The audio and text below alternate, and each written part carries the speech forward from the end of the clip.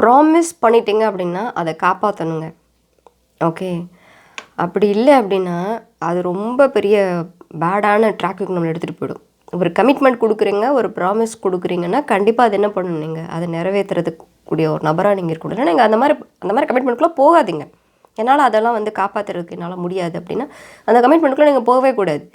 எதில் இருக்கிறவங்க வந்து அந்த விஷயத்த ரொம்ப எக்ஸ்பெக்ட் பண்ணிகிட்டு இருப்பாங்க. நீங்கள் பிகாஸ் நீங்கள் வந்து அவங்களுக்கு வந்து கமிட்மெண்ட் கொடுத்துருக்கீங்க, ப்ராமிஸ் கொடுத்துருக்கீங்க அப்படின்னா அது அவங்களோட எக்ஸ்பெக்டேஷன்ஸ் ரொம்ப பெரிய லெவலில் அங்கே வந்து டெவலப் ஆகிருக்கும். நீங்கள் அதை பண்ணலை, அது உடஞ்சிருச்சு அப்படின்னா அவ்வளோதாங்க. அதுக்கப்புறம் நீங்கள் என்ன மாதிரி நீங்கள் ட்ரை பண்ணாலும் திரும்ப அந்த விஷயத்தை கொண்டுகிட்டே வர முடியாது. ஸோ ஒருத்தருக்கு ஒரு கமிட்மெண்ட் கொடுக்குறீங்க அப்படின்னா கண்டிப்பாக அதை நீங்கள் சாத்தியப்படுத்துகிற ஒரு நபராக இருக்கணும், அதை நீங்கள் செய்யக்கூடிய ஒரு நபராக இருக்கணும். அப்படி இருந்தால் மட்டும்தான் அந்த கமிட்மெண்ட்டுக்குள்ளே நீங்கள் போகணும், அந்த ப்ராமிஸ் நீங்கள் கொடுக்கணும். ஏன்னா ப்ராமிஸ்ன்றது ரொம்ப ரொம்ப வேல்யூபிளுங்க. அதை வந்து நீங்கள் ரொம்ப சுலபமாக எடுத்துக்கக்கூடாது. அது லைஃப்பில் பயங்கரமாக ரிஃப்ளெக்ட் பண்ணி விட்டுரும். ஸோ அதை மட்டும் நீங்கள் பண்ணாதீங்க. யாருக்காவது ஒருத்தருக்கு ஒரு விஷயத்தை நீங்கள் பண்ணுறதா சொல்லியிருந்தீங்கன்னா அதை கரெக்டாக கண்டிப்பாக பண்ணிவிடுங்க. ஏன்னா நீங்கள் மறந்தாலும் அவங்க அதை மறக்கவே மாட்டாங்க, மனசில் வச்சுட்டே இருப்பாங்க.